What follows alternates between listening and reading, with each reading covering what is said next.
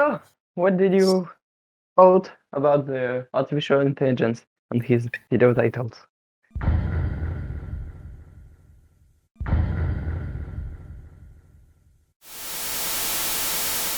It's good. It further like I think as we progress into the next few decades, like we'll see companies, not only just like content companies, but companies across the spectrum really using AI to substitute what would otherwise be only fulfilled by humans, right? So it makes me think, like, in the future, will YouTubers use AI to generate video titles or I mean, create thumbnails that are more appealing? yeah, there is this question about, is VR very dangerous for creative thinking and creative writing and art in general? Here I wanted to say artificial intelligence and not VR. My mistake, my bad. But the conversation is still very interesting, so yeah. And what do you think about this? Dangerous. Yeah. I think it's it throws a wrench in how we thought of or created art before, because it unlocks the fourth dimension, right? Like we can more easily bend around the creation when we're drawing or painting, whereas before you had to like drag your mouse.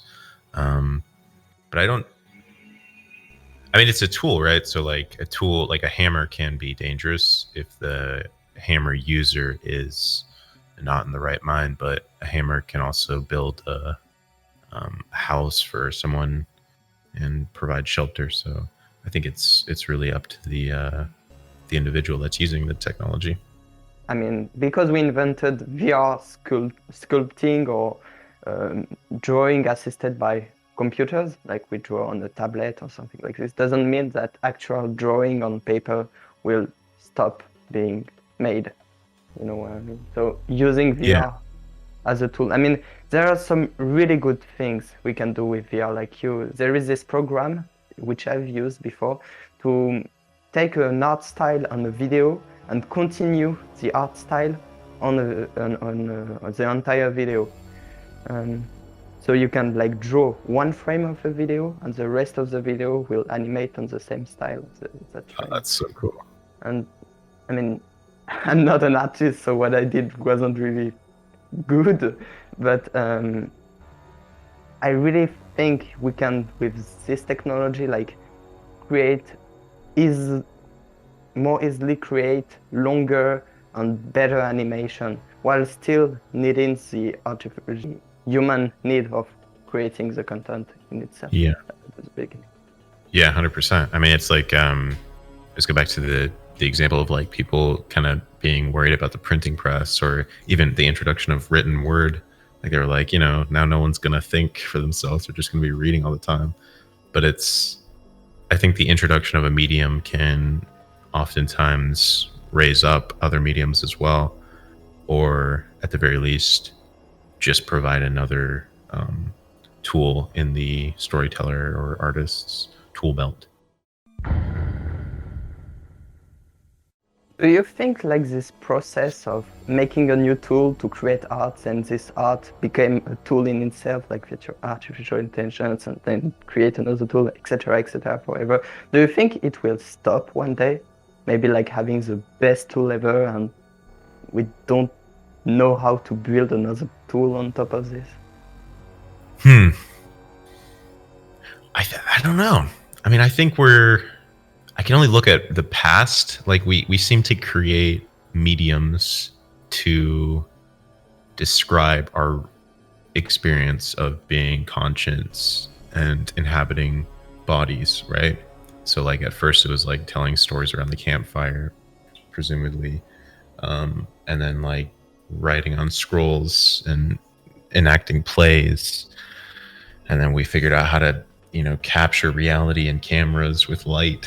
And now we are creating, or rather we are recreating, the experience of being and operating in the three-dimensional material world.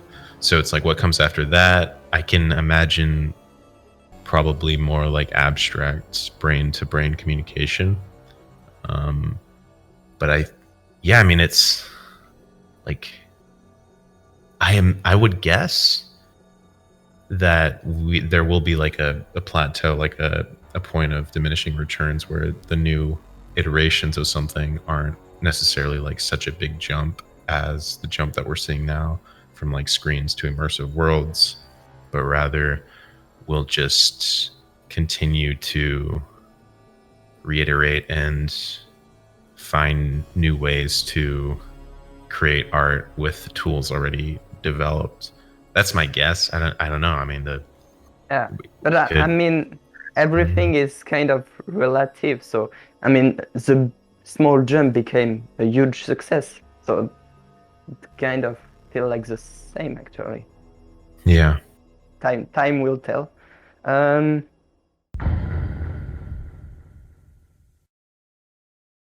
Imagine we got an artificial intelligence like living in a virtual world, and all they can see is interact with all the user in the VR chat world, for example. Still, you can see everything that is happening on the virtual world and learn from it.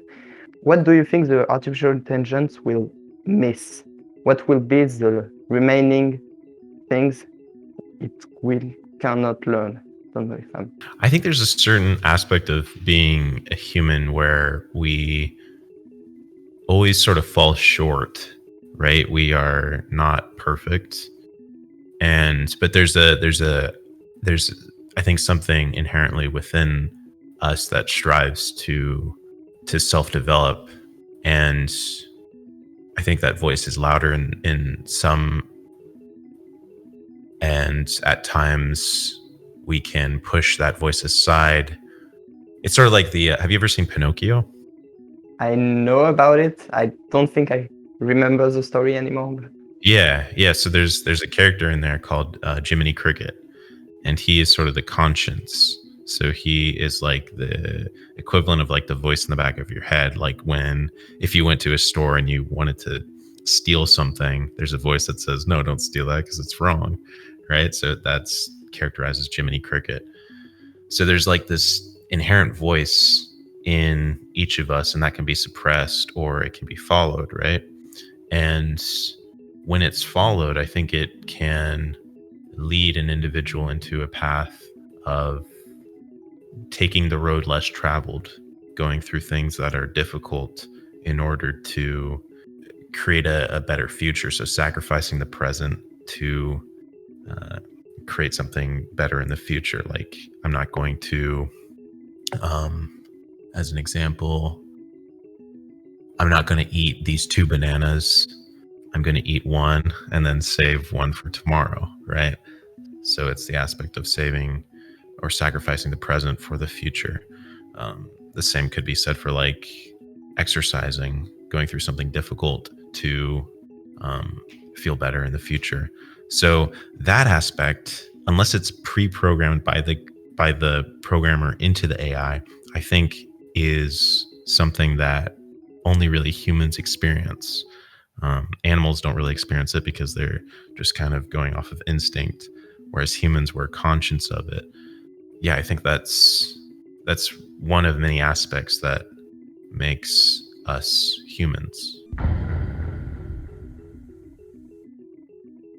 The concept of not only saving for my future, but for saving for everyone's future, like in ecology. Like I do not take the car, I take the bus because it's better for the environment, something like that. Do you think this concept will also get inside the artificial intelligence brain or not?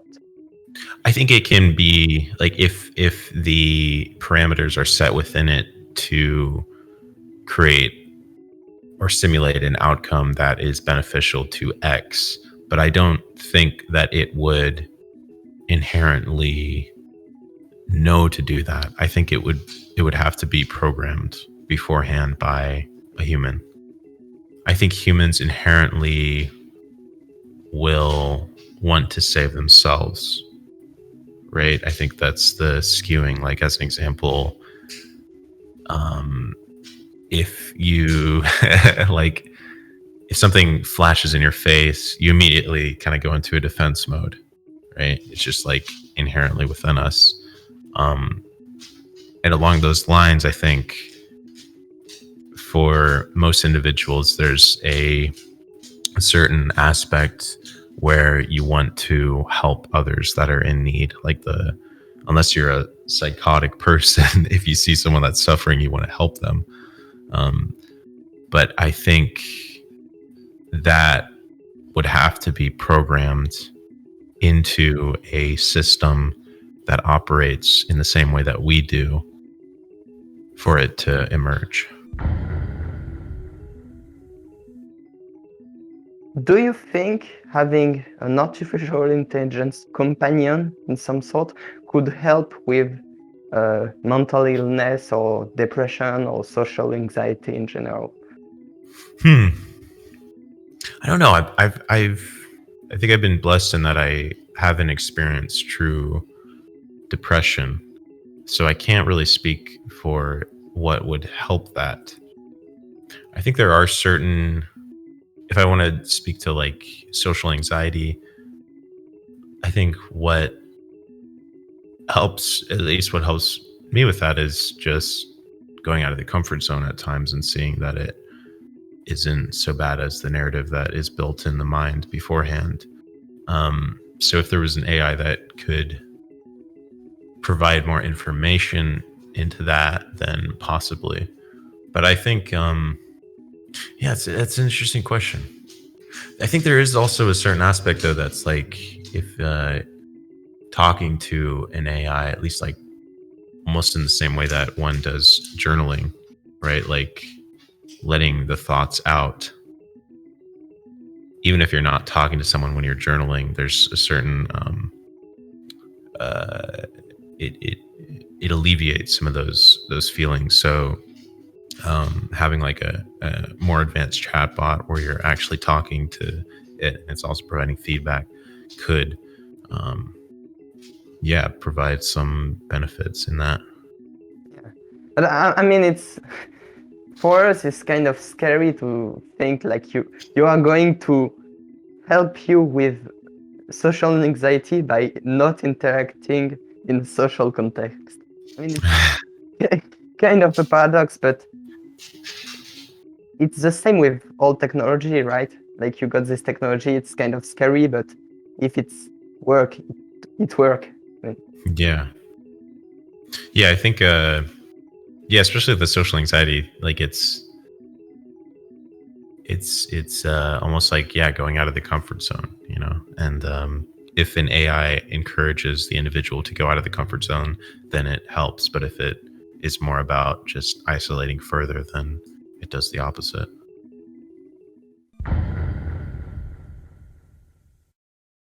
I'm not so certain that the sentient AI that we imagine will be viewed as the same way that a human is.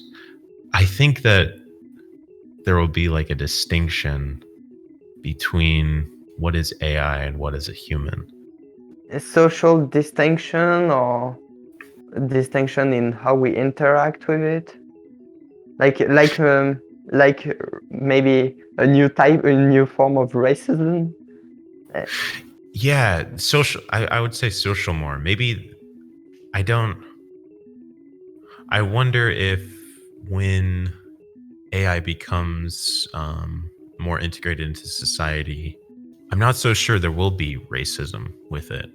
I think it's almost like there were people that thought when computers were becoming more advanced that computers were alive, and they were worried that we would mistreat computers. Like, they viewed it as like a sentient thing that they were booting up, right? Yeah. But now if we look to computers now, they are a tool, right? They are we understand them better. So I think we will, I mean, I would hope that we would understand it more and see the distinction between the soul of a human, the spirit of a human, and the usefulness, but also the balance that AI presents, if that makes sense.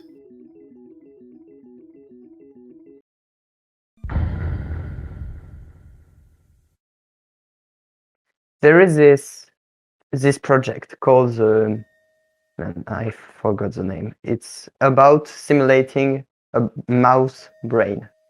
Do you think like simulating an entire brain will technically means putting a soul inside this computer? And do you think like turning off the simulation of the brain will technically mean killing a soul?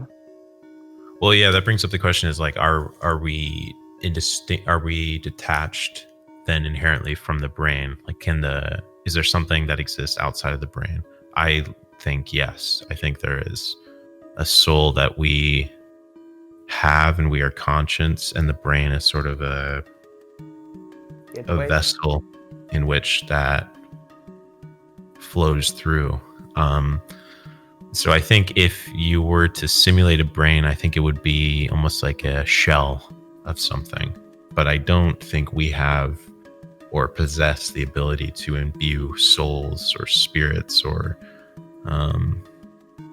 into a shell like that. I think we can get very close, and we can almost mirror and mimic what we know to be a human and what we know to be a conscious being. But I think there's still a distinction. Do you believe like the universe in general is simulated? Because if the universe in general is simulated, either from like a computer or something we don't really know about, if it's simulated, that means that technically our soul is from a simulation, and can we recreate from a simulation a soul too? Maybe with a future technology. Yeah, I think when we say the word simulated, we think of a computer that is running a program, and inside this program is like what we know to be reality and what we know to be the material world. I don't believe there's like a universal computer that's simulating our universe that some things created, but I do believe that the universe is created by a creator, a God. And I think that we experience just one layer of the universe. I think there's this material world that's outside of our headsets, and I think we've recreated that material world to the best of our ability inside the virtual world. But I also think there is a layer that we can't physically perceive with our eyes and senses that sort of pulls the strings in the material world. Yeah, so a transcendental layer above reality, which our body is like a connection to, it's like a vessel to the soul. Yeah, exactly. Yeah, but it's an even more interesting idea when you know that like all of the particle in our body is like replaced every year. So scientifically we can't really prove that we are attached like to a physical thing, because we are constantly changing. Cell is being replaced every day, neurons are being replaced. So I mean, it's not a physical attachment, it's not, is it a concept attachment? I mean, it's kind of hard for us to describe how another layer above us that we can't even comprehend can be related to our layer, because obviously we are on this lower layer. Yeah, 100%. I mean, especially in the times that we're living in, I think we've attempted to describe the material world to such a degree that it pushes out any concept of a transcendent reality. But I think the transcendent reality comes back into discussion when we then begin to focus on what is the meaning of this material world, because I think we're reaching the limits of what we can understand, and we are constantly uncovering this thing, like now within recent years, like quantum mechanics, understanding that like particles can appear and disappear in a sense that we thought impossible. So yeah, it's like we're uncovering this thing, and I think the natural progression is that it will become clearer and clearer how that transcendent reality is imbued into our experience of day to day. Do you think, like, because there is necessarily a connection between our layer and the transcendental layer, because like I have a soul, so there must be a connection, because I'm a vessel and you are too. I mean, we can't really prove that any other person on earth has a soul, but I assume I face this, like, you act just like me, so I believe you are kind of like me. Sure. But there is this connection between like the place where soul live and this physical layer.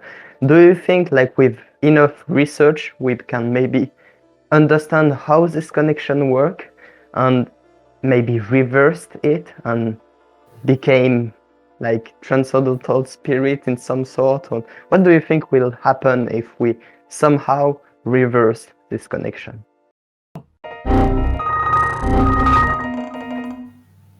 How do you mean reverse? Just understanding how it works. Maybe like what make the connection stuck with my body? What makes the connection create a soul and stop a soul? And maybe with further research, understand how the vessel work, and maybe became not became another thing that this body, or change the vessel. I think like maybe if we can understand how soul and vessel work, we can theoretically start cracking the law of the universe. Maybe it's dangerous, but maybe we can like start to create things which is impossible, like teleportation. I mean, teleportation is kind of possible with quantum mechanics, although it's not recommended. But yeah, so do you think we can break through the law of the universe using research on the soul and things like this? I think as we progress further, we uncover things that we thought impossible. Again, it's difficult because we can't fully classify what is a soul, and we can't scientifically prove or describe it away. But we do have what people before us said about these things. And I think it's easy at times to write off like ancient texts, religious texts, as just like nonsense, that they were just kind of like unenlightened, like they didn't know what they were talking about. They were just trying to describe this experience. But I think there is a lot of truth to what they're saying. And I tend to follow the more Christian worldview. So what I'm saying is through that lens, just up front. But if we're talking about how to operate between the transcendent and the material world, I think the texts, specifically the Bible that came before, shows an individual how to do that. And there's also text that came before that shows how to do that in a different way, and the results and the paths that it leads the individual down are two very different paths. Does that make sense? Man, I don't think we can really compare like religious text with how this world work, since like I mean it's belief, so I don't personally believe that those religious texts written by humans can explain how to connect with an above layer. Yeah, we can really I mean, it's my belief. Yeah, absolutely. No, it's yeah, it's interesting. It's there's a certain aspect of that world that takes what the world describes as faith. Like you can't ultimately um you can't write down why X is true. There is a step that it takes, but I think when an individual takes that step, it becomes more clear. But that being said, I think there is also a level of it where it's not necessarily religion versus science or science versus materialism or religion versus materialism. I think there is an aspect in the individual that attempts to describe what the material world is, but that can only get one so far. So this is a concept I directly like taken from 𝗀𝗲𝘀𝗂𝘅, which is a YouTuber. He made a great music called Infinity, and I just thought this like so interesting. So the idea is that you make a simulation of reality. It's not possible. I mean, you can't simulate all the atoms in the universe, but theoretically, if it's possible, you made a simulation of reality. In this simulation, you will see yourself making the simulation, and this forever. But if it goes down forever, it means that the person above you is yourself. Like the person above you is yourself simulating you. I don't know if this makes sense. Right. And there is this idea of everything that I do to the reality I simulate will therefore happen to me. So if I tell like just spawn a fish right here, then in the simulations, and it will appear in the real world. And theoretically, we can even say, okay, so the computer used in this simulation to run the simulation, I don't need it. I just put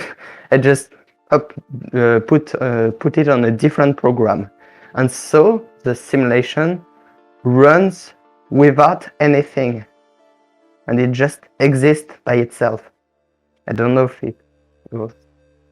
Is the okay? So you have, let's say, base one, and then base one creates a simulation, and inside base one you can see base -1, and then -2, and -3, and -4, Yeah. so on. Are you describing -1 that stops the simulation?